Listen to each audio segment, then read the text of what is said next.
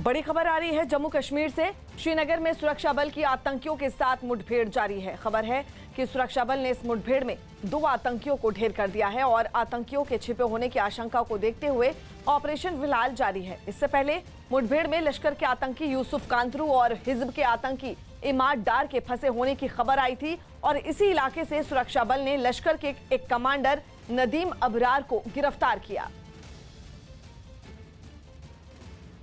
बड़ी खबर जम्मू कश्मीर से आपको बता दें, वहां श्रीनगर में सुरक्षा बल की आतंकियों से मुठभेड़ जारी है और सुरक्षा बल ने इस मुठभेड़ में 2 आतंकियों को ढेर कर दिया है। आतंकियों के छिपे होने की भी आशंका को देखते हुए अभी फिलहाल ऑपरेशन जारी है। आपको बता दें, इससे पहले मुठभेड़ में लश्कर के आतंकी यूसुफ कांतरू और हिजब के आतंकी इमाद डार के फंसे होने की खबर आई थी और यही वो इलाका है जहां से सुरक्षा बल ने लश्कर के एक कमांडर नदीम अबरार को गिरफ्तार भी किया था।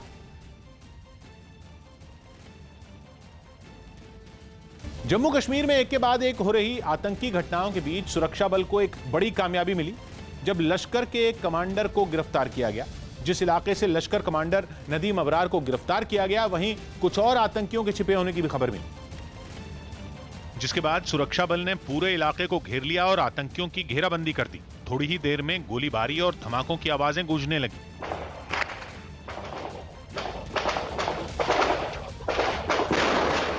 मुठभेड़ के वक्त न्यूज 18 ग्राउंड जीरो पर मौजूद रहा और फायरिंग शुरू होते ही एहतियातन रिपोर्टर को झुकना पड़ा।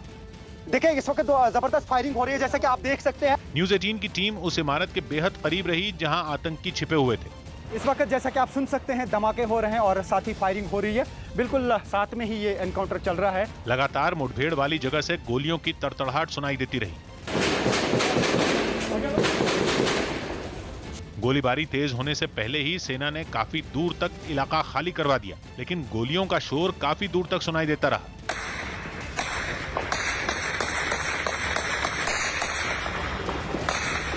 हालांकि सुरक्षा बल के लिए इस इलाके को खाली कराना आसान नहीं था, क्योंकि जिस जगह आतंकियों के छिपे होने की खबर मिली वो एक रिहायशी इलाका है। संकरी गलियों वाले इस इलाके में बड़ी संख्या में आम लोग भी रहते हैं, इसलिए सबसे बड़ी चुनौती इलाके को खाली कराने की थी। सुरक्षा बल ने आतंकियों के ठिकाने की पहचान करते ही इलाके को खाली कराना शुरू कर दिया। आप देख रहे हैं कि सिविलियंस जो वहां पे फंसे हुए थे, एनकाउंटर स्पॉट पे उनको अब बाहर निकाला जा रहा है। उसमें कुछ महिलाएं भी हैं और कुछ बच्चे भी हैं। देख सकते हैं आप, ये उसी एरिया में फंसे हुए थे। अब इनको सुरक्षित यहाँ तक निकाला गया। पूरे इलाके में अफरा तफरी मच गई। महिलाओं और बच्चों को निकालकर दूर ले जाया जाने लगा। बाहर निकाले जा रहे लोगों के चेहरे पर डर और घबराहट साफ देखी जा सकती थी। इस बीच एक बुजुर्ग भी अपने घर में फंसे थे जो तेज नहीं चल सकते थे। सेना के जवान उन्हें खुद ही निकाल कर ले जाते हुए दिखे।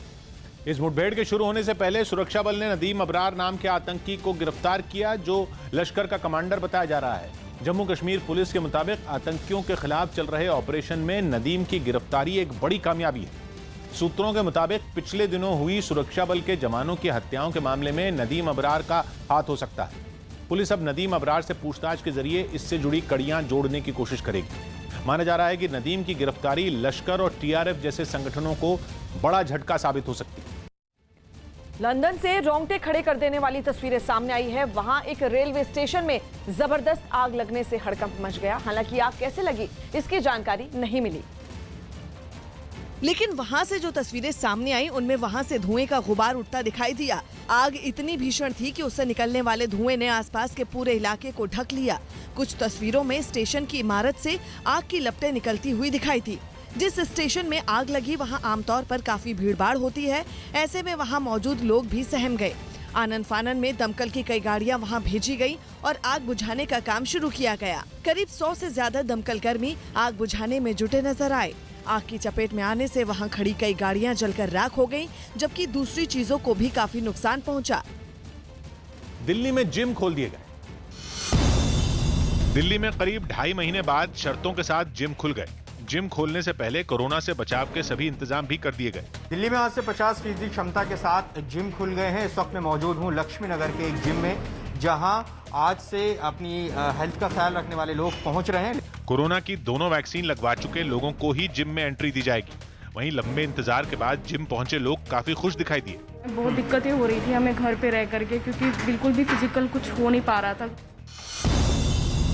तीरंदाज दीपिका कुमारी रैंकिंग में दुनिया की नंबर 1 खिलाड़ी बन गई। उन्होंने एक दिन पहले पेरिस में विश्व कप के तीसरे चरण में 3 गोल्ड मेडल अपने नाम किए।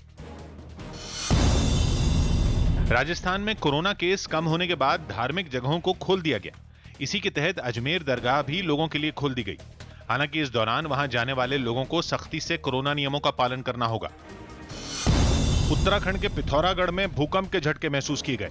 इसकी तीव्रता रिक्टर स्केल पर 3.7 मापी गई। जम्मू में एयरपोर्ट पर धमाकों के बाद रत्नुचक और कालूचक मिलिट्री एयर में भी आधी रात को ड्रोन देखे जाने की खबर है। पता चला है कि वहां सेना के जवानों की नजर उन पर पड़ी है और एक बड़ी साजिश को नाकाम कर दिया गया और अब जम्मू के रत्नुचक और कालूचक मिलिट्री एरिया में हाई अलर्ट है। सेना कोई नुकसान नहीं होने देना चाहती, इसलिए तलाशी अभियान भी जोरों पर चल रहा है। जम्मू में जो आतंकी साजिश है वो रुकने का नाम ही नहीं ले रही है और इस बार खबर है कालूचक इलाके की, जहां पर रात को 3 बजे सेना के इलाके में ड्रोन जैसी चीज दिखाई दी।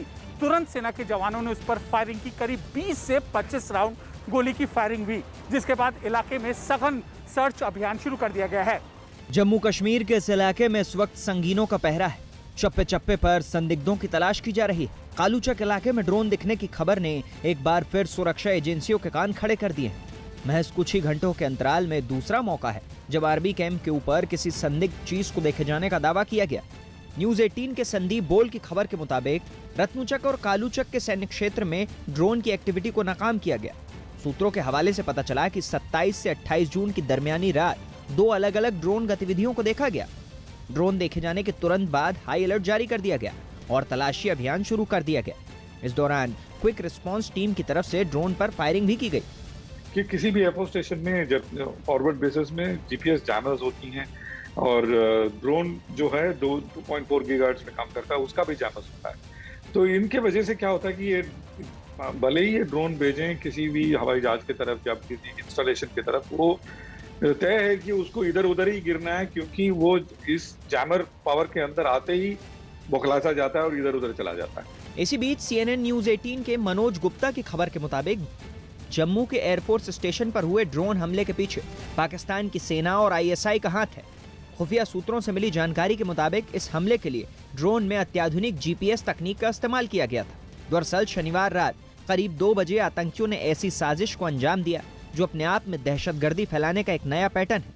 इस साजिश के तहत भारतीय वायुसेना के एयरफोर्स स्टेशन पर 2 लो इंटेंसिटी धमाके किए गए। न्यूज 18 के पवन शर्मा की खबर के मुताबिक शनिवार रात को जम्मू एयरपोर्ट स्टेशन में 2 धमाके हुए। पहला धमाका रात 1:46 पर इमारत की छत पर हुआ, तो वहीं दूसरा धमाका 1:46 पर इमारत के नजदीक हुआ। इस धमाके में 2 लोगों के घायल होने की भी खबर है। धमाकों के बाद पूरे इलाके को सील कर दिया गया और सर्च ऑपरेशन शुरू कर दिया गया। देश के रक्षा विशेषज्ञों का भी मानना है कि जिस तरह के आतंकी हमले को अंजाम देने की कोशिश की गई, उससे साजिश के तार पाकिस्तान से जुड़ते दिखाई देते हैं। जम्मू कश्मीर के DGP ने कहा है जो जम्मू एयरबेस के ऊपर हमला हुआ है वो एक टेररिस्ट अटैक था और वास्तव में इसको ऑर्केस्ट्रेट किया गया from across the border by Pakistan. चाहे वो ड्रोन्स के माध्यम से हो, बलून्स के माध्यम से हो या टेररिस्ट के माध्यम से हो, ये पाकिस्तान की तरफ से किया गया है। जम्मू की इस वारदात में जांच एजेंसियां हैं, उनके मुताबिक डिस्पर्सल एरिया में जो हेलीकॉप्टर खड़े थे उनको निशाना बनाने की नीयत से इस वारदात को अंजाम दिया गया था। डिस्पर्सल एरिया उस इलाके को कहते हैं जहां पर हेलीकॉप्टर को रखा जाता है, लेकिन आतंकियों का ये निशाना चूक गया। उधर जम्मू एयरफोर्स स्टेशन पर हुए ब्लास्ट के विरोध में डोगरा फ्रंट के कार्यकर्ताओं ने प्रदर्शन किया है। इस दौरान डोगरा फ्रंट के कार्यकर्ताओं ने पाकिस्तान के खिलाफ जमकर नारेबाजी की। पाकिस्तान हाय हाय, पाकिस्तान हाय हाय, पाकिस्तान हाय हाय, पाकिस्तान हाय हाय। इतना ही नहीं, वारदात से गुस्साए डोगरा फ्रंट के लोगों ने पाकिस्तान का झंडा भी जला डाला। मैं मांग करना चाहता हूं, जो लोग आंसू बहा रहे हैं, जो लोग कहते हैं पाकिस्तान से बातचीत होनी चाहिए, वो पाकिस्तान जो हिंदुस्तान को बर्बाद करने का प्रयास करना चाहता है, उनसे बातचीत करके उनको ये शर्म नहीं आती। ऐसा पहली बार हुआ है जब विस्फोटकों के जरिए ड्रोन से एक निशाना बनाने की कोशिश की गई है। सुरक्षा एजेंसियां तफ्तीश कर रही हैं इस मामले में, क्योंकि अब रोहिंग्या का भी कनेक्शन सामने आया है। फिलिस्तीन के शासन वाले वेस्ट बैंक के शहर बेथलेहम में फिलिस्तीन के सुरक्षा बल के जवान अपने ही लोगों के निशाने पर आ गए। इतना ही नहीं, वहां राष्ट्रपति को सत्ता से बेदखल करने की मांग भी उठने लगी। असल में वहां पिछले हफ्ते फिलिस्तीन की सरकार के कट्टर विरोधी की सुरक्षा बल की हिरासत में मौत हो गई थी, जिसके बाद से ही फिलिस्तीन के आम लोगों का खून खौल रहा और वो रोजाना सड़कों पर उतर रहे हैं। इस बार भी उन्होंने फिलिस्तीन की सरकार के हेडक्वार्टर पर धावा बोल दिया, लेकिन फिर जैसे ही पुलिस पीछे दौड़ी तो सब जान बचाकर भाग खड़े हुए।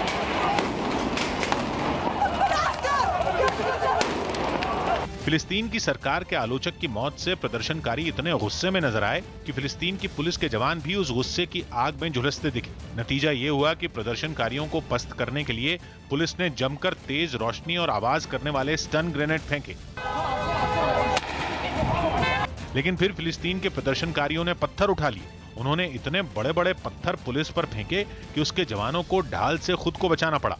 यहाँ तक कि उन पर पेट्रोल बम भी दागे गए। प्रदर्शनकारियों ने अपनी ही सरकार की एक गाड़ी को भी नहीं छोड़ा। वो उसके ऊपर चढ़ गए और उस पर इतनी लातें मारी कि उसका कचूमर ही निकाल दिया।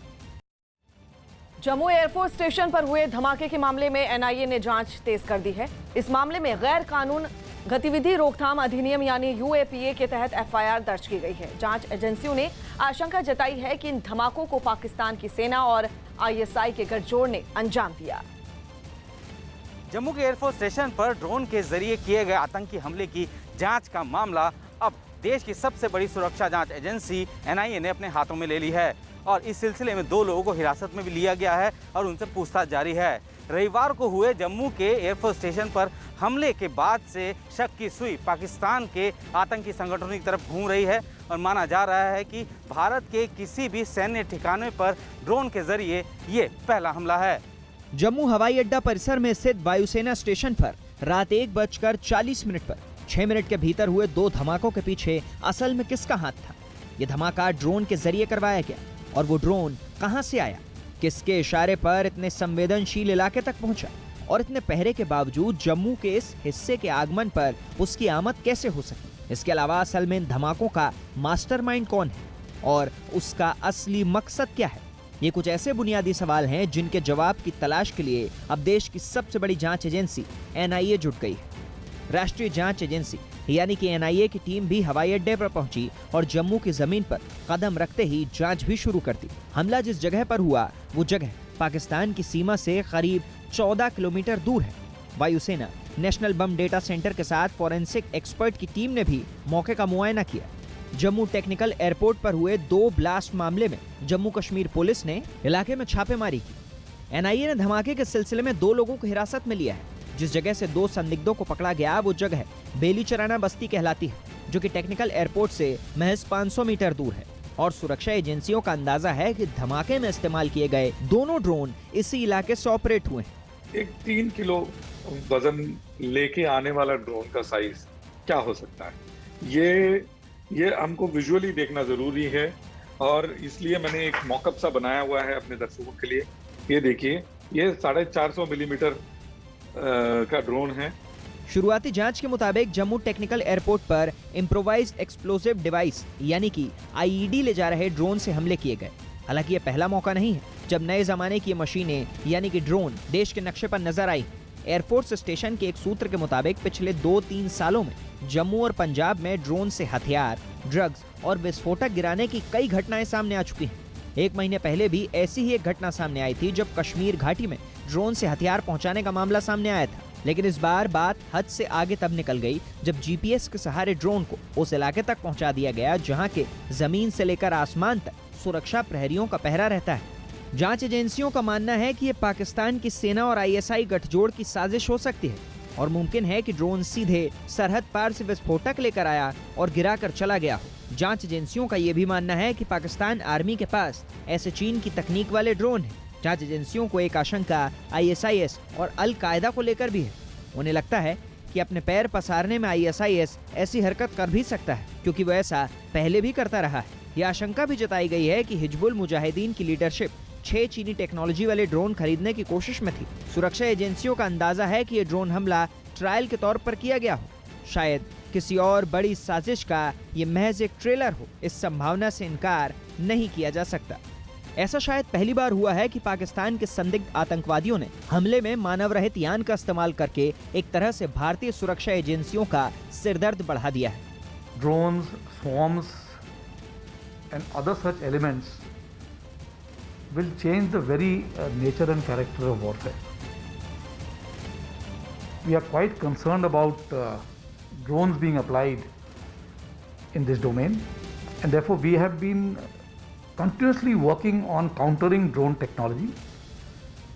And you will be happy to know that our own DRDO has made some success and have demonstrated their capability to counter these drones. Drone से हुए हमले के ट्रेलर ने वाकई भारत की तमाम सुरक्षा एजेंसियों के माथे पर सिलवटें पैदा कर दी।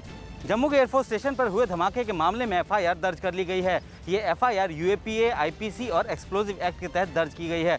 पुलिस ने यूएपीए की धारा 13, 16, 18 और 23 के तहत मामला दर्ज किया है, तो वहीं आईपीसी की धारा 307 यानी कि हत्या की कोशिश और 120 बी यानी कि आपराधिक साजिश रचने का मामला भी दर्ज किया है। जम्मू के वायुसेना स्टेशन पर ड्रोन से किए गए हमले के मामले में एफआईआर दर्ज कर ली गई। जम्मू एयरफोर्स स्टेशन पर हुए धमाके मामले में रविवार को गैर कानूनी गतिविधि रोकथाम अधिनियम यानी कि यूएपीए के तहत एफआईआर दर्ज की गई। इसके अलावा एफआईआर में यूएपीए के साथ साथ आईपीसी और एक्सप्लोजिव एक्ट के तहत मामला दर्ज किया गया। न्यूज 18 इंडिया के पास उस एफआईआर की कॉपी है जिसमें दर्ज धाराओं को भी साफ देखा जा सकता है। पुलिस ने इस मामले में यूएपीए की धारा 13, 16, 18 और 23 के तहत केस दर्ज किया है। साथ ही आईपीसी की धारा 307 के तहत हत्या की कोशिश और धारा 120 बी के तहत आपराधिक साजिश रचने का भी मामला दर्ज किया गया। अधिकारियों के मुताबिक विस्फोटक सामग्री कानून की धाराएं 3 और 4 के तहत मामला दर्ज है। इसके तहत जानमाल को खतरे में डालने के लिए किया गया विस्फोटक का मामला लगाया गया है। बहरहाल एनआईए की तफ्तीश के दौरान जम्मू से जाने वाले तमाम रास्तों पर पहरेदारी बढ़ा दी गई है। सड़क से गुजरने वाले हर वाहन पर पैनी नजर रखी जा रही है। इसके अलावा पूरे इलाके में इलेक्ट्रॉनिक सर्विलांस भी बढ़ा दिया गया है। जम्मू के एयरफोर्स स्टेशन पर ड्रोन के जरिए किए गए 2 धमाकों ने भारतीय सुरक्षा एजेंसियों को चौकन्ना कर दिया है। अब जब ये बात लगभग साफ हो गई है कि जम्मू के एयरफोर्स स्टेशन पर हमले के लिए ड्रोन का इस्तेमाल किया गया था, तो अब भारतीय सेना की चुनौतियां भी बढ़ गई है, क्योंकि पहले ही पाकिस्तान इन ड्रोन के जरिए आतंकियों को हथियार भेजने का काम करता था और अब इन ड्रोन का इस्तेमाल हमले के लिए कर रहा है। तो जाहिर सी बात है कि भारतीय सुरक्षा एजेंसियों के लिए सिर दर्द बढ़ना तय है। पंजाब के अमृतसर में अकाली दल के कार्यकर्ताओं ने आम आदमी पार्टी के नेता कुंवर विजय प्रताप सिंह के घर का घेराव करते हुए जोरदार प्रदर्शन किया। बताया गया कि उनके तार नशे की तस्करी के एक आरोपी राजीव भगत से जुड़े और इसी मुद्दे पर यूथ अकाली दल के कार्यकर्ताओं ने अपना विरोध जताया। उन्होंने आम आदमी पार्टी के नेता कुंवर विजय प्रताप सिंह के घर के अंदर जाने की कोशिश की, लेकिन वहां मौजूद पुलिस उनके सामने दीवार बनकर खड़ी हो गई, जिसके बाद गुस्से से तमतमाए प्रदर्शनकारियों ने वहां लगे एक बैरिकेड को हाथों में उठा लिया। लेकिन इसके बावजूद वो आगे नहीं बढ़ सके क्योंकि पुलिस वालों ने भी उस बैरिकेड को थामे रखा।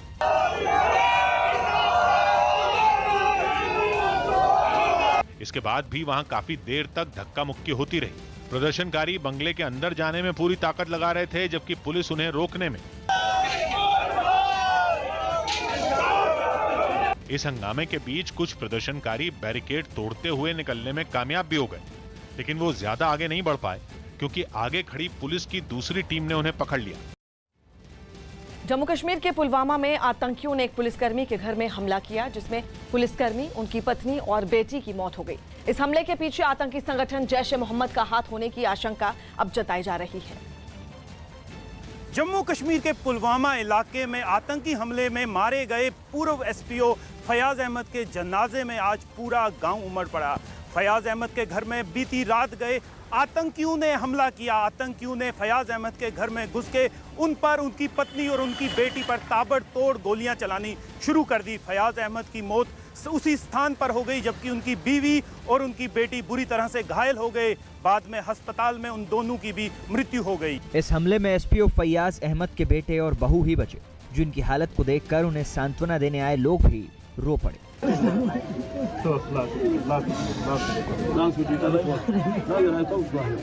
जिस परिवार में मातम के लिए बेटे और बहू ही बचे हों, वहां अगर पूरा गांव उमड़ पड़ा तो जाहिर है कि ये सब उनके विरोध में है, जिन्होंने इस कायराना हरकत और आतंकी हमले को अंजाम दिया। जिसे भी आतंकियों के कायराना हरकत की जानकारी मिली, वो इस घर की तरफ बढ़ गया और यहाँ पहुँचने के बाद अपने आंसुओं पर काबू पाना किसी के वश में नहीं रहा।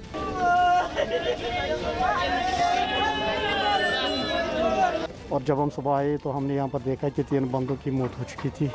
एक बीवी, एक फयाज अहमद और उसकी बेटी।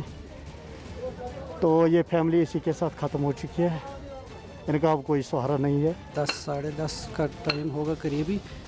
सुना है कि ऐसा हुआ है कि किसी ने आकर इसको मार दिया है, इसके बाप को। जो बचा है इस फैमिली में से एक लड़का है उनका, और उसका एक छोटा सा बच्चा है, और इसकी बीवी है जो इस खानदान में बची है। अब हर दिल में हुक, हर जिगर में टीस। जिस परिवार को जानते थे और जो नहीं जानते थे, सब गमगीन नजर आए। एक घर के बाहर 3-3 ताबूत रखे हो तो उस मंजर की कल्पना कर ही सिहरन पैदा हो सकती है। पुलवामा के अवंतीपोरा इलाके में एसपीओ फैयाज अहमद के घर के बाहर उनके आखिरी दर्शन के लिए भीड़ उमड़ पड़ी। भले ही घर में ताबूत को कंधा देने के लिए केवल उनका बेटा बचा, लेकिन एसपीओ, उनकी पत्नी और बेटी के ताबूत को कंधा देने वालों की कमी नहीं रही। जनाजे में शामिल लोगों और ताबूत को कंधा देने वालों के आंसू रुक नहीं रहे थे। हर तरफ पसरे सन्नाटे को जनाजे के साथ चलने वालों की चीत्कार चीर रही थी।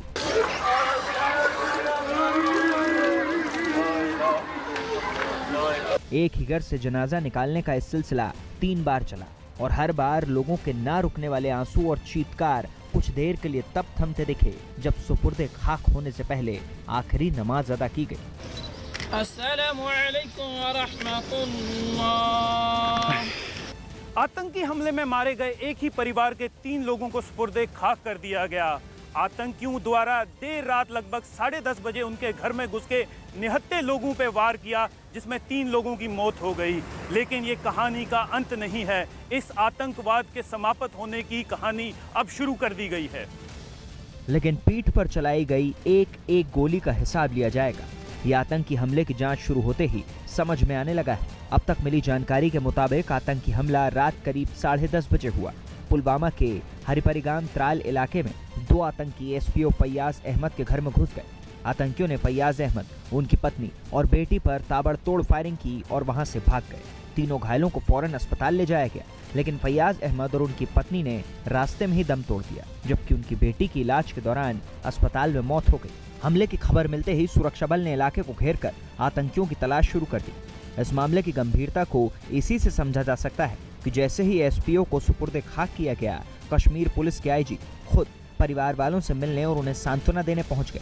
आईजीपी विजय कुमार ने इस हमले के बारे में एसपीओ के बेटे से विस्तार से जानकारी ली। हमले के पीछे जैश-ए-मोहम्मद के हाथ होने का अंदेशा जताया जा रहा है। 2 टेररिस्ट आए और हुलिया से लग रहा था कि एफटी है, और उन्होंने हमारे एक एसपीओ पर अंधाधुंध फायर किया। उनकी माँ बेटी को बचाने के उसको भी फायर किया और तीनों को हॉस्पिटल ले गया गया, बाद में शहीद हो गए। हम लोग को बहुत दुख है और बहुत जल्दी इसको आइडेंटिफाई करके इसको न्यूट्रलाइज करेंगे। तो कुछ जानकारी मिली किस आउटफिट से है? ऑब्वियसली इस एरिया में जो मूवमेंट जैश-ए-मोहम्मद का है, इस लोकल एरिया में ये देश से ही होगा।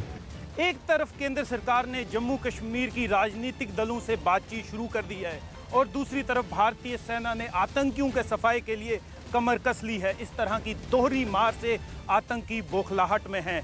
पाकिस्तान और पाकिस्तान समर्थक आतंकी इस बात से बौखलाहट में है कि उनका सफाया जल्दी हो जाएगा और जो भी कसर बाकी रहेगी, एसपीओ फैयाज अहमद की मौत का बदला जल्दी लिया जाएगा। पेट्रोल और डीजल की लगातार बढ़ रही कीमतों के खिलाफ देश भर में ट्रांसपोर्ट से जुड़े कई संगठनों ने हल्ला बोला, जिसकी कुछ तस्वीरें दिल्ली से भी सामने आई, जहां के 30 हजारी इलाके में all India motor transport Congress और दिल्ली गुड्स ट्रांसपोर्ट एसोसिएशन से जुड़े कुछ लोग सड़कों पर उतर आए। उन्होंने ट्रकों और दूसरी गाड़ियों को एक जगह खड़ा कर दिया, फिर सामान को रिक्शे पर ढोकर अपना विरोध जताया। पेट्रोल डीजल के खिलाफ जो ट्रांसपोर्टर्स हैं वो सड़कों पर उतर आए हैं। ट्रकों में सामान ढोते हैं, वो रिक्शे पर वो अपना सामान ढो रहे हैं। प्रदर्शनकारियों ने हाथों में तख्तियां ले लीं, जिनके जरिए केंद्र सरकार से तेल के दाम को कम करने की मांग की गई। उन्होंने काले झंडे दिखाकर जमकर नारे भी लगाए। डीजल की मार बंद करो, डीजल की मार बंद करो। सड़कों पर उतरे इन लोगों ने बताया कि इन हालात में उनके लिए गुजारा करना भी कितना मुश्किल हो रहा है। ये हालात है हमारे कि हम गाड़ी चलाएं तो घाटा, ना चलाएं तो घाटा। विरोध प्रदर्शन की कुछ ऐसी ही तस्वीरें राजधानी के संजय गांधी ट्रांसपोर्ट नगर में भी देखने को मिली, जहां एक जगह कई ट्रांसपोर्टर जुट गए और धरना दिया। उन्होंने सड़क से गुजर रहे ट्रकों और सामान की ढुलाई के काम में आने वाली दूसरी गाड़ियों पर काले झंडे लगा दिए। इस तरह उन्होंने अपनी मांग को सरकार के सामने रखा। अमेरिका के मैरीलैंड से हैरान करने वाली तस्वीरें सामने आई है। वहां एक विमान को समंदर में लैंड करवा दिया गया। बताया गया कि इस छोटे विमान के इंजन में कोई गड़बड़ी आ गई थी,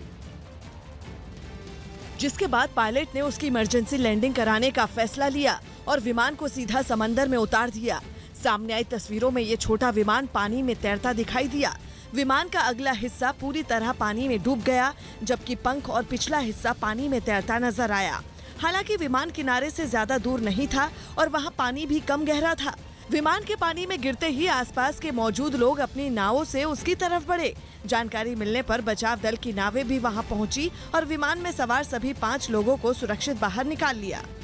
हांगकांग में तूफान के वक्त नावों के लंगर डालने के लिए बने एक शेल्टर में इतनी भयानक आग लगी कि वहां नावों की पनाहगाह में ही उनका कब्रिस्तान बन गया। 12 नावें तो आग में जलकर राख हो गईं, जबकि 20 पानी में डूब गईं। और सामने आई तस्वीरों में आग की लपटें और उनसे निकलते घने काले धुएं का गुबार रात के अंधेरे में भी दूर से ही आतंक फैलाता साफ साफ नजर आ गया। बेबस नावें बर्बादी की आग में बेतहाशा झुलसती दिखी। सूरज उगाया, लेकिन रात करीब 2:30 बजे से तांडव कर रही आग नहीं बुझी। दमकल कर्मी आग को शांत करने के लिए एड़ी चोटी का जोर लगाते दिखे, लेकिन तब तक कई नावें उसकी बलि चढ़ चुकी थी। हालांकि राहत की बात यह रही कि वहां मौजूद लोग आग की चपेट में नहीं आए।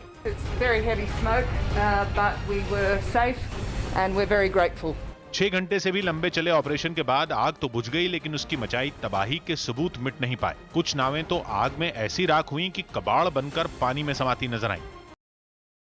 रोनाल्डो की टीम यूरो कप के प्री क्वार्टर फाइनल में हार गई। क्रिस्टियानो रोनाल्डो की टीम पुर्तगाल यूरो कप से बाहर हो गई। उसे प्री क्वार्टर फाइनल में बेल्जियम ने 1-0 से हरा दिया। कोरोना के मौजूदा हालात पर केंद्रीय स्वास्थ्य मंत्री हर्षवर्धन ने एक बैठक की और कोरोना के नए डेल्टा प्लस वेरिएंट पर चिंता जाहिर की। Special surveillance is being carried out in the districts of the 12 states where the Delta Plus has been detected. Delhi के ईस्ट विनोद नगर इलाके में एक लड़के पर अपने माता पिता पर चाकू से हमला करने का आरोप लगा। इस हमले में आरोपी लड़के के पिता की मौत हो गई, जबकि उसकी घायल मां को अस्पताल में भर्ती करवाया गया। इस घटना के बाद पुलिस ने आरोपी को गिरफ्तार कर लिया। वडोदरा पुलिस ने कुछ लोगों को वैक्सीन पर अफवाह फैलाने के आरोप में गिरफ्तार कर लिया। आरोप है कि ये लोग सोशल मीडिया पर लोगों को वैक्सीन नहीं लगवाने के लिए उकसा रहे थे। दुनिया के सबसे ज्यादा भीड़ भाड़ वाले रेलवे स्टेशनों में एक मुंबई के अंधेरी स्टेशन को वर्ल्ड क्लास बनाने की तैयारी है। इस प्रोजेक्ट के तहत 4 एकड़ से भी बड़े इलाके का पुनर्विकास किया जाएगा। यहाँ के स्ट्रक्चर को सुधारने के लिए रेलवे ने 218 करोड़ रुपए का बजट रखा है और इसका काम आने वाले कुछ दिनों में शुरू भी हो जाएगा। अंधेरी स्टेशन के रीडेवलपमेंट प्लान की जो तस्वीरें न्यूज 18 को मिली, उनमें स्टेशन का पूरी तरह कायापलट नजर आया। मुख्य उद्देश्य ये है कि जो प्राउड मूवमेंट है उसको मेट्रो के साथ भी इंटीग्रेट किया जाए। एक स्टेशन को हम लोग एक ग्रीन बिल्डिंग के कंसेप्ट के रूप में, जो कि सीसीटीवी के थ्रू मॉनिटर्ड होगा, एक एडवांस बिल्डिंग के तरह उसको डेवलप करेंगे। जम्मू कश्मीर और लद्दाख को अपनी वेबसाइट पर अलग देश के रूप में दिखाने वाले नक्शे को ट्विटर ने वापस ले लिया है। विवादित नक्शा सामने आने के बाद भारत में ट्विटर को कड़ी आलोचनाओं का सामना करना पड़ रहा था। खबर है कि ट्विटर की इस हरकत के लिए केंद्र सरकार सख्त कार्रवाई कर सकती है। ट्विटर ने एक बार फिर भारत सरकार को भड़काने का काम किया है। आईटी नियमों को ना मानने के लिए पहले से ही भारत सरकार के रडार पर चल रहे ट्विटर इंडिया ने इस बार बड़ी लापरवाही की है। जम्मू कश्मीर और लद्दाख को अलग देश बताते हुए उसने अपने प्लेटफॉर्म पर उसे जारी किया है। माना यह जा रहा है कि ट्विटर ने जानबूझकर भारत सरकार और भारतीयों को भड़काने की नियत से ये कदम उठाया है। हालांकि भारत सरकार ने इस मामले में कड़ी कार्रवाई करने का रुख दिखाया है। मजहब से जुड़ी भड़काऊ पोस्ट वायरल करने में बुरी तरह फंस चुके ट्विटर ने अब भारत के नक्शे के साथ छेड़छाड़ की है। ट्विटर ने दुनिया का एक नक्शा जारी किया है जिसमें जम्मू कश्मीर और लद्दाख को अलग देश दिखाया है। यानी ट्विटर के मुताबिक जम्मू कश्मीर और लद्दाख भारत का हिस्सा नहीं है, बल्कि ये दोनों भारत से अलग 2 देश बताए गए हैं। कहा जा रहा है कि ट्विटर ने जानबूझकर ऐसा नक्शा जारी किया है जो भारत सरकार को भड़काने वाला कदम है। बहुत गंभीर मामला है जिस प्रकार से ट्विटर ने जम्मू कश्मीर लद्दाख को भारत से अलग दिखाया, ये हमारी संप्रभुता को लेकर ट्विटर का प्रश्न उठाना है। ये कभी भी स्वीकारा नहीं जा सकता। वैसे भी भारतीय कानूनों को लेकर ट्विटर जो है उस पर प्रश्न उठ रहे हैं, उन कानूनों का पालन नहीं कर रहे हैं। सरकार ने इस गंभीर मामले में संज्ञान लिया है और खबर है कि जल्द ही इस बारे में ट्विटर से जवाब मांगा जाएगा। ऐसा नहीं है कि जम्मू कश्मीर जैसे संवेदनशील मामले पर ट्विटर ने पहली बार इस तरीके की लापरवाही की हो। इससे पहले भी 12 नवंबर 2020 को जम्मू कश्मीर का नक्शा गलत तरीके से दिखाने पर ट्विटर को भारत सरकार नोटिस जारी कर चुकी है। इस बार ट्विटर ने ऐसे समय में ये गलती की है जब नए आईटी नियमों को लेकर उसका भारत सरकार के साथ तनातनी चल रही है। सरकार का कहना है कि ट्विटर जानबूझकर नए नियमों का पालन नहीं कर रहा। सूत्रों के मुताबिक खबर है कि ट्विटर द्वारा भारत का गलत नक्शा पेश करने पर सूचना प्रसारण मंत्रालय सख्त कार्रवाई कर सकता है, क्योंकि ट्विटर इंडिया जम्मू कश्मीर के मुद्दे से अच्छी तरह वाकिफ है और ट्विटर इंडिया की यह हरकत उकसावे के तौर पर इसलिए देखी जा रही है क्योंकि वो नए आईटी नियमों को लेकर लगातार टकराव वाला रुख अपना रहा है। इस बीच भारत में नियुक्त किए गए ट्विटर के अंतरिम शिकायत अधिकारी धर्मेंद्र चतुर ने अपने पद से इस्तीफा दे दिया है। नए आईटी नियमों के तहत भारतीय यूजर्स की शिकायतों पर कार्रवाई के लिए प्रमुख सोशल मीडिया कंपनियों में शिकायत अधिकारी की नियुक्ति जरूरी है। ऐसे में ट्विटर की ओर से भारत में नियुक्त किए गए अंतरिम शिकायत अधिकारी धर्मेंद्र चतुर का इस्तीफा कंपनी की मुश्किलें बढ़ाने वाला साबित हो सकता है। सोशल मीडिया वेबसाइट्स पर शिकायत अधिकारी का नाम और संपर्क का पता देना जरूरी है। वहीं ट्विटर ने इस पूरे मामले पर प्रतिक्रिया देने से इनकार कर दिया और इस बीच जम्मू कश्मीर और लद्दाख का गलत नक्शा जारी करके गैर जिम्मेदाराना रवैया दिखाया है। ट्विटर का दावा है कि वो लोकतंत्र समर्थक है और कानून के दायरे में रहकर अपनी बात कहने देने का सबसे बड़ा मंच भी। हालांकि ये बात नहीं भूलनी चाहिए कि अभिव्यक्ति की आज़ादी के नाम पर किसी को भी मनमर्जी की इजाज़त नहीं दी जा सकती, ट्विटर को भी नहीं। ट्विटर इंडिया का मैनेजमेंट ये अच्छी तरह से जानता है कि जम्मू कश्मीर भारत का सबसे संवेदनशील राज्य है। ऐसे में उसके नक्शे को गलत तरीके से दिखाने को मानवीय भूल नहीं कहा जा सकता। भारत सरकार को ट्विटर से ये जवाब लेना है कि आखिर उसने इस तरह की गंभीर लापरवाही क्यों की। भारत सरकार के सूत्रों का कहना है कि ट्विटर ने ये जानबूझकर भड़काऊ पोस्ट वायरल करने के उद्देश्य से ये कदम उठाया है। ये मामला ट्विटर की कानूनी मुश्किलें और ज़्यादा बढ़ा सकता है। कोरोना के खिलाफ भारत में चल रहे वैक्सीनेशन अभियान ने दुनिया के सभी देशों को पछाड़ दिया और कोरोना वैक्सीन लगाने के मामले में रिकॉर्ड बना दिया। न्यूज़ 18 के रवि सिंह की रिपोर्ट है कि भारत दुनिया में पहला ऐसा देश बन गया है जहां लोगों को सबसे ज्यादा कोरोना का टीका लगाया गया। यानी भारत ने अमेरिका समेत दुनिया के दूसरे देशों को कोरोना वैक्सीन लगाने के मामले में पीछे छोड़ दिया। ऐसा तब है जब भारत में इसी साल 16 जनवरी से टीका लगाने की शुरुआत हुई थी, जबकि अमेरिका में पिछले साल 14 दिसंबर को ही वैक्सीन लगनी शुरू हो गई। स्वास्थ्य मंत्रालय ने जो आंकड़े जारी किए उनके मुताबिक भारत में अब तक कोरोना वैक्सीन की 32 करोड़ 36 लाख डोज लगाई जा चुकी। वहीं अमेरिका में अब तक 32 करोड़ 33 लाख डोज लगाई गई। अब सरकार का लक्ष्य है कि आने वाले दिनों में देश में रोजाना वैक्सीन की 1 करोड़ डोज लगाई जाए। अफवाहें फैलती हैं या फैलाई जाती हैं वो पूर्णतः निराधार हैं और एक पूरा का पूरा अभियान चलाया जा रहा है। कुत्ते से बचने के चक्कर में एक आदमी की छत से गिरकर मौत हो गई। फरीदाबाद के अचीवर सोसाइटी में पड़ोसी के पालतू कुत्ते से बचने के चक्कर में एक आदमी की तीसरी मंजिल से गिरकर मौत हो गई। फरीदाबाद पुलिस ने मृतक के पिता की शिकायत पर कुत्ते के मालिक के खिलाफ लापरवाही से मौत की धाराओं के तहत मुकदमा दर्ज कर लिया है। ये सतर्कता बरतनी बहुत जरूरी है कि इसके बाद किसी के साथ ऐसा हादसा न हो। हिमाचल के सिरमौर जिले के शिलाई में बारातियों को ले जा रही एक गाड़ी करीब 300 मीटर गहरी खाई में जा गिरी। हादसे में 10 लोगों की मौत हो गई, जबकि 2 लोग घायल हैं। गाड़ी में 12 लोग सवार थे। फरीदाबाद के गुरुग्राम के रास्ते पर एक तेंदुआ मरा हुआ मिला। सड़क किनारे तेंदुए की लाश मिलने पर आसपास के लोगों ने इसकी जानकारी पुलिस को दी। बताया जा रहा है कि तेंदुए की मौत किसी गाड़ी की चपेट में आने से हुई। हैदराबाद में पुलिस ने राशन पर मिलने वाले चावल की कालाबाजारी कर रहे 4 लोगों को गिरफ्तार कर लिया। ये लोग 2 ट्रक और 2 ऑटो में चावल भरकर बेचने ले जा रहे थे। आरोप है कि ये लोग राशन पर मिलने वाले चावल को सस्ते दामों पर खरीदकर ऊंचे दाम पर बेचते थे। यूपी के आजमगढ़ में नेशनल हाईवे 233 पर एक कार में अचानक आग लग गई। जब तक कार में बैठे लोग कुछ समझ पाते, कार में लगी आग तेजी से फैल गई, जिसके बाद कार में बैठे लोग कार का शीशा तोड़कर बाहर निकले। घटना की जानकारी मिलने के बाद फायर ब्रिगेड की गाड़ी मौके पर पहुंची, लेकिन तब तक कार जलकर राख हो चुकी थी। एमपी के रीवा में एक आदमी ने अपनी प्रेमिका की हत्या कर उसे घर में दफना दिया। वारदात को अंजाम देकर आरोपी मौके से फरार हो गया। वहीं आसपास के लोगों से मिली सूचना के बाद पुलिस आरोपी के घर पहुंची और महिला के शव को बाहर निकाला। अपने लद्दाख दौरे के दूसरे दिन रक्षा मंत्री राजनाथ सिंह लेह में जवानों के बीच पहुंचे और उनका हौसला बढ़ाया। इस दौरान वहां मौजूद जवानों का जोश भी हाई दिखा। चीन की गर्दन तक आसानी से पहुंचने के लिए भारत सरकार भी एलएसी पर सड़कों और पुलों के प्रोजेक्ट को तेजी के साथ पूरा करने में जुटी है। इसी कड़ी में रक्षा मंत्री राजनाथ सिंह ने लद्दाख से लेकर उत्तराखंड तक बीआरओ की कई योजनाओं का वर्चुअल उद्घाटन किया।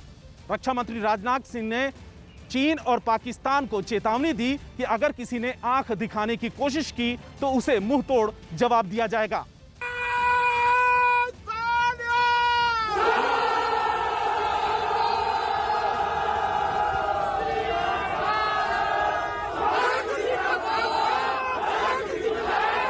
लद्दाख में देश के रक्षा मंत्री के साथ ये उन जवानों की हुंकार है जो चीन और पाकिस्तान जैसे देशों को पल भर में धूल चटाने का माद्दा रखते हैं। लद्दाख पहुंचे राजनाथ सिंह ने जहां चीन और पाकिस्तान को आड़े हाथों लिया, वहीं चीन तक आसानी से पहुंचने के लिए कुछ और सामरिक दरवाजों को भी खोल दिया। लद्दाख में अपनी इस बेहद महत्वपूर्ण यात्रा के दौरान राजनाथ सिंह ने सीमा सड़क संगठन यानी बीआरओ द्वारा निर्मित 63 बुनियादी परियोजनाओं का शिलान्यास किया। साथ ही चीन सीमा को जोड़ने वाली सड़कों और नए पुलों का भी वीडियो कॉन्फ्रेंसिंग के जरिए लोकार्पण किया। आज 63 ब्रिजेज और रोड्स इनका लोकार्पण हो रहा है, सब मिला जुलाकर 75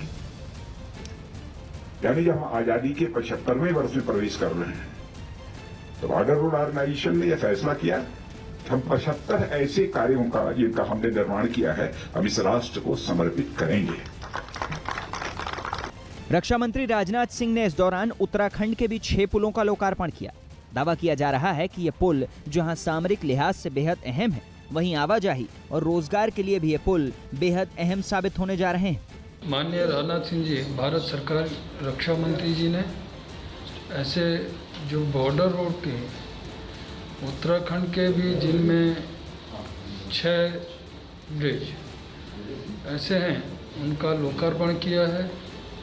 सामरिक दृष्टि से भी हम लोगों को उसका फायदा है और साथ ही यहाँ की जनता को सौगात मिला है जिसकी हम कई दिनों से प्रतीक्षा में थे।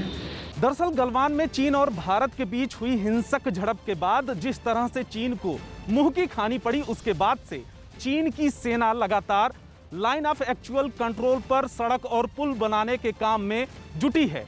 चीन के नापाक मंसूबों को भांपते हुए भारत भी अपनी तैयारियों में जुट गया है।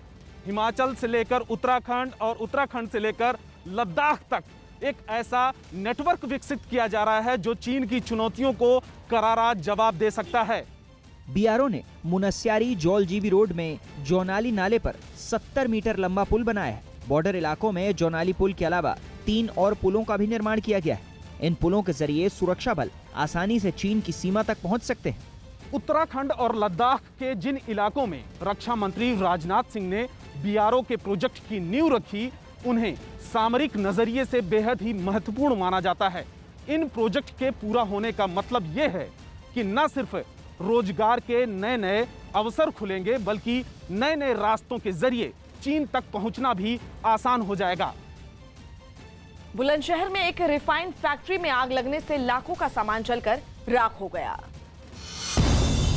यूपी के बुलंदशहर में एक रिफाइंड फैक्ट्री में भीषण आग लग गई। घटना की जानकारी फायर ब्रिगेड को दी गई, जिसके बाद दमकल की दर्जनों गाड़ियों ने मिलकर आग पर काबू पाया। हादसे में फैक्ट्री में रखा लाखों का सामान जलकर राख हो गया। आग की वजह शॉर्ट सर्किट बताई जा रही है।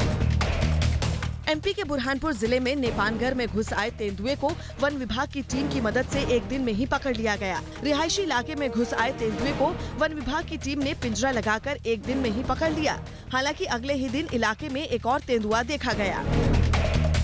यूपी के उन्नाव में महिला दरोगा लक्ष्मी बाला ने अपने घर पर संदिग्ध हालात में जहरीला पदार्थ खा लिया। हालात बिगड़ने पर महिला दरोगा को जिला अस्पताल में भर्ती करवाया गया, जिसके बाद एसपी ने अस्पताल पहुंचकर महिला दरोगा का हालचाल लिया। पुलिस फिलहाल जहर खाने की वजह पति से विवाद को बता रही है। इस संबंध में जांच की जा रही है, तत्पश्चात आवश्यक कार्रवाई की जाएगी।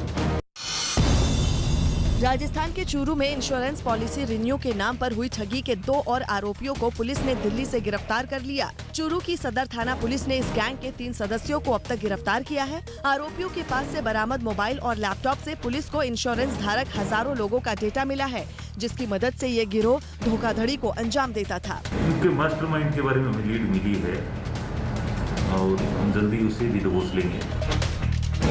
एमपी के शाहजहांपुर में एक सड़क पर खड़ी एक कार में अचानक आग लग गई। आसपास और गाड़ियां होने की वजह से वहां अफरा तफरी मच गई, जिसके बाद मौके पर मौजूद लोगों की मदद से आग बुझाई गई, लेकिन तब तक कार पूरी तरह से जल चुकी थी।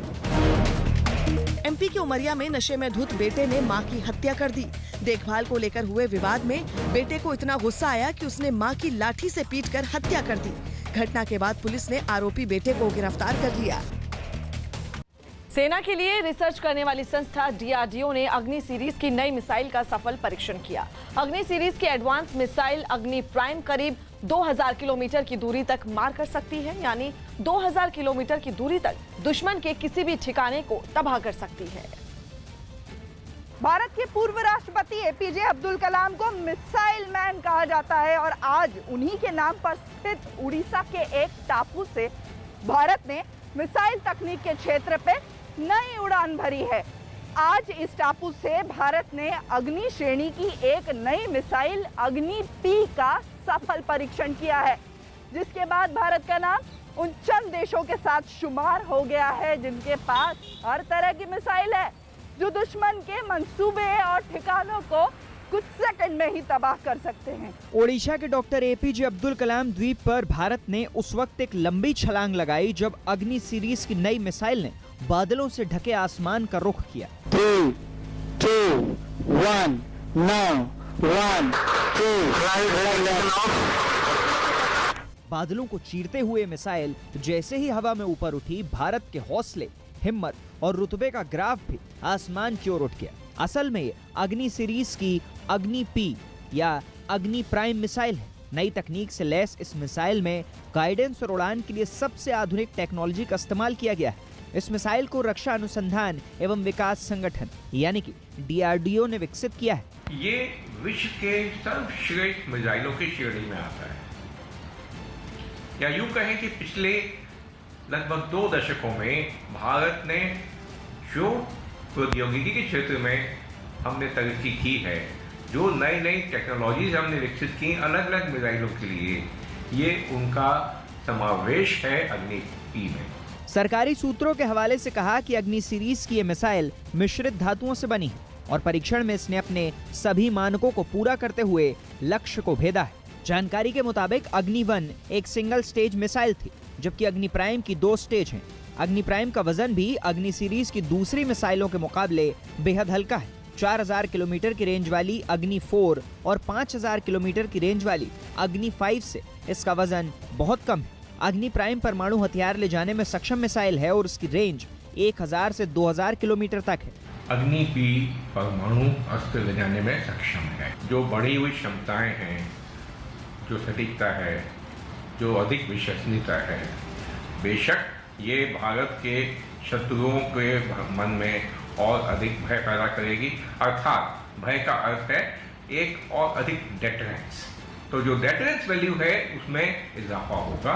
700 से 900 किलोमीटर की रेंज वाली अग्नि 1 का 1989 में परीक्षण किया गया था और फिर उसे 2004 से सेना में शामिल किया गया था। अग्नि P की खासियत ये है कि इसे रेल और सड़क मार्ग कहीं से भी लॉन्च किया जा सकता है। इसे लंबे समय तक एक जगह पर रखा जा सकता है और जरूरत पड़ने पर भारत में कहीं भी इसे ले जाया जा सकता है। इसकी मारक क्षमता 1 से 2000 किलोमीटर तक बताई जा रही है। डीआरडीओ के जरिए विकसित इस मिसाइल में एक ही साथ कई खूबियां हैं। ये अग्नि मिसाइल सीरीज की सबसे आधुनिक और अगली पीढ़ी की मिसाइल है, जिसका वजन अग्नि 3 से 50% तक कम है। बेहद हल्की होने की वजह से इसकी मारक क्षमता काफी बढ़ जाती है। सूत्रों की माने तो इस मिसाइल को बनाकर एक तरह से भारत ने हिंद महासागर और प्रशांत महासागर क्षेत्र में अपनी पहुंच और मारक क्षमता दोनों ही बढ़ा ली। यानी भारत प्रशांत महासागर में दुश्मन के युद्धपोतों को भी तहस नहस कर सकता है। जिस तरह से भारत का जो औद्योगिक क्षमताओं में वृद्धि हुई है, ये बेशक अंतर्राष्ट्रीय बाजार में, मैं न्यूक्लियर मिसाइल की बात नहीं करता, जो बाकी मिसाइल हैं उसके क्षेत्र में भारत की पकड़ को बेहद मजबूत करेगा, क्योंकि ये जो औद्योगिक क्षमताएं हैं ये वह है जो विश्व में भारत को अग्रणी श्रेणी में खड़ा करती है। अग्नि सीरीज की भारत में 5 मिसाइलों का सफलतापूर्वक विकास और परीक्षण किया जा चुका है। 2 स्टेज और सॉलिड फ्यूल पर आधारित अग्नि प्राइम मिसाइल को एडवांस रिंग लेजर गैनरोस्कोप पर आधारित नेविगेशन सिस्टम से गाइड किया जाता है। डबल स्टेज वाले अग्नि प्राइम को सड़क और मोबाइल लॉन्चर दोनों से दागा जा सकता है। सूत्रों की माने तो आने वाले दिनों में भारत और कई ताकतवर मिसाइलों का परीक्षण कर सकता है। भारत मिसाइल के क्षेत्र में अब पूरी तरह से आत्मनिर्भर हो चुका है। दुनिया के नक्शे पर भारत एक नए और ताकतवर देश के रूप में उभरा है, जिसके पास अपनी मिसाइल ताकत है। मिसाइल टेक्नोलॉजी या अन्य साजो सामान के लिए भारत अब किसी भी देश पर निर्भर नहीं है। मेक इन इंडिया के तहत भारत के वैज्ञानिक न सिर्फ स्वनिर्भर हैं, बल्कि अपनी मेहनत और लगन से इस नई मिसाइल को तैयार किया और इसका सफल परीक्षण भी किया। कई देश भारत की इन मिसाइलों की मांग कर रहे हैं, लेकिन साथ ही ये भी तय है कि कई देश इस सफल परीक्षण के बाद भारत पर आंखें तरे रहेंगे।